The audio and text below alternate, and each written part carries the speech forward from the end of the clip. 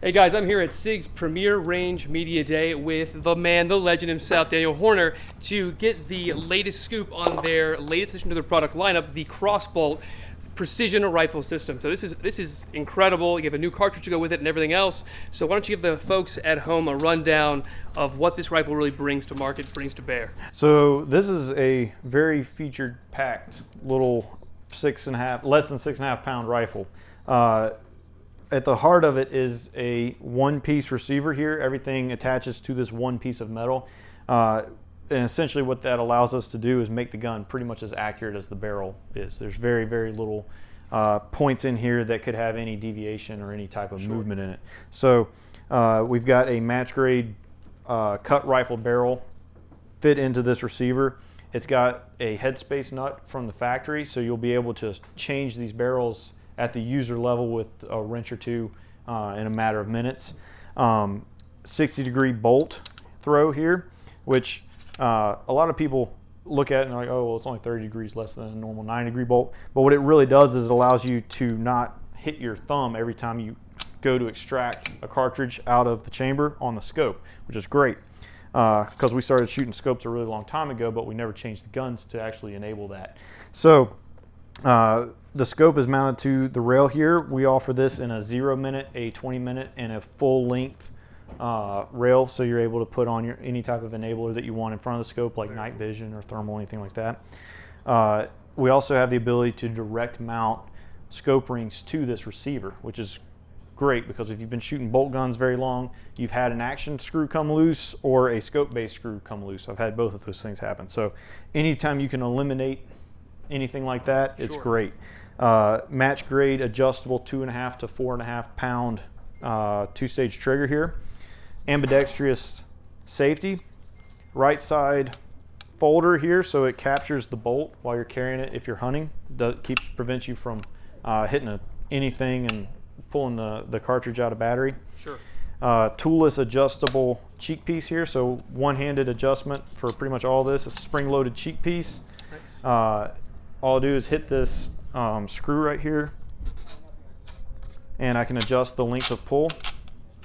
Also, I can adjust the height of the butt pad here, and with 2 Allen wrenches, I can actually adjust the cant. So I can make this rifle fit me, even though it's a tiny little lightweight hunting rifle. The barrels are available in 16-inch 308 and 277 Sig Fury, 18-inch 6.5 Creedmoor, and then all of the calibers at 24 inches. Oh, wow. Yeah. This particular rifle has the new Sig Bdx system on it, which allows me to range a target. It will actually put a dot at the ballistic solution for that range, put the dot on the target, engage the target, the bullet's going to go right where the dot was, which is pretty handy.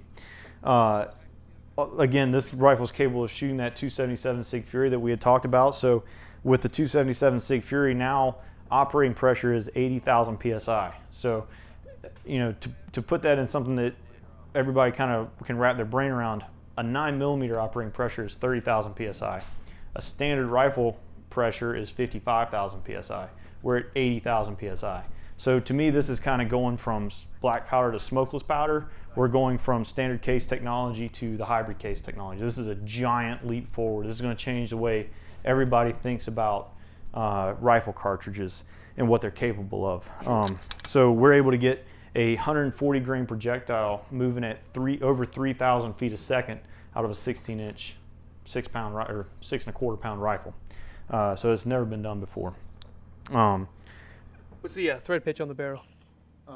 It's 5/8 by 5/8 24. Just very standard. cool. Yeah. And you mentioned before you could mount the scope rings potentially directly to the receiver itself.